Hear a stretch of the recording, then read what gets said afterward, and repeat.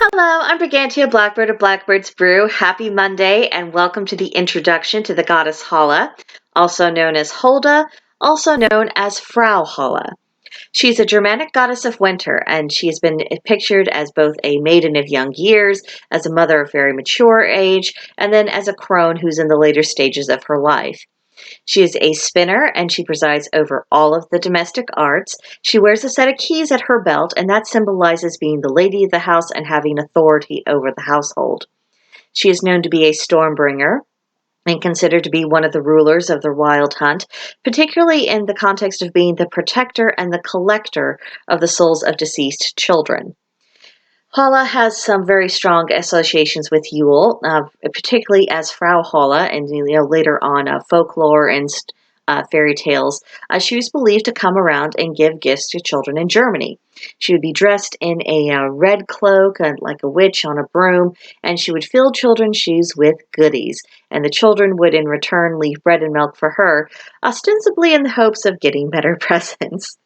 It is worth noting that some sources do dispute this association, but based on the information I have at my disposal at this moment, I'm not prepared to reject the idea of Holle's associations with Yule at this time. Also, during the 12 days of Yule, Holle is known for riding across the sky or driving her wagon across the land. And at the beginning of Yule, one custom was to go out and shake your apple tree, if you had one, and say, Bompkin walk auf Frau Holle kommt. This would ensure that the tree would bear more fruit in the following year. Holle would also visit each household, inspect whether or not the spinning had been completed and whether or not the house was clean.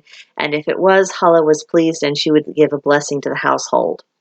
And on the 12th night of Yule, it would be customary to make up an extra plate of dinner for Holle and to leave it for her as an offering. Now, she has some associations I want to go over real briefly. First, with weather. She was considered to be the cause of many natural phenomena, such as snow. The story was that was caused by Holle shaking out her feather bed. Fog was supposed to be the smoke from her fire.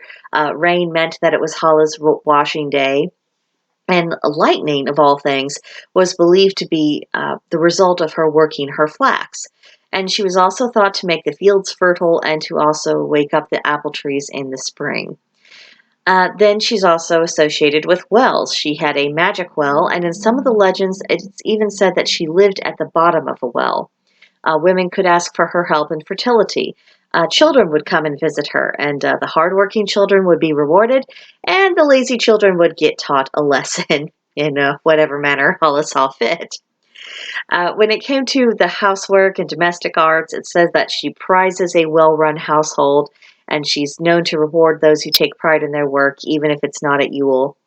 And in fact, I read that some people got into the habit of making offerings to Holle in this context by doing a very thorough cleaning of the house, devoting a day to cooking and baking, maybe drinking elderberry tea, leaving offerings of milk, and also making time to cuddle the pets and take care of any wild animals that were living in the vicinity of the home.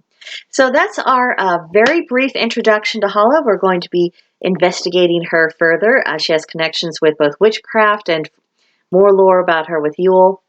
And we're just going to see what we can learn through this month. In the meantime, though, if you'd like to discuss this or any other magical related topic, you can come and visit us at Blackbird's Brew. There's a link to join in the description box below. And of course, subscribe to this channel, like this video, leave me a comment, and I'll see you in the next one. Bye.